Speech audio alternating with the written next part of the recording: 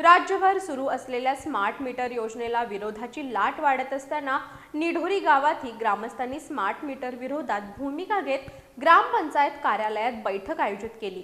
यावेळी स्मार्ट मीटरमुळे वीज बिलात वाढ होण्याची भीती, तांत्रिक अडचणी तसंच ग्राहकांच्या हिताचे प्रश्न उपस्थित करत ग्रामस्थांनी आपले आक्षेप नोंदवले। राज्यभर सुरू असलेल्या स्मार्ट मीटर योजनेला विरोधाची लाट वाढत असताना निढोरी गावातही ग्रामस्थांनी स्मार्ट मीटर विरोधात भूमिका घेत ग्रामपंचायत कार्यालयात बैठक आयोजित केली। बैठकीनंतर ग्रामस्थांच्या वतीनं स्मार्ट मीटर विरोधात महावितरण प्रशासनाला निवेदन देण्यात आलं। स्मार्ट मीटर बसवण्यापूर्वी नागरिकांच्या शंकांचं समाधान करावं आणि ग्रामस्थांची संमती घेतल्याशिवाय ही योजना राबवू नये अशी मागणी निवेदनाद्वारे करण्यात आली। यावेळी वैभव एकनाथ कळमकर, एकनाथ शामराव कळमकर, सत्तापा शामराव कळमकर, सरपंच सौ शुभांगी सुतार, उपसरपंच संपत मगदूम, सदस्य सत्यजित मगदूम यांच्यासह ग्रामस्थ मोठ्या संख्येने उपस्थित होते।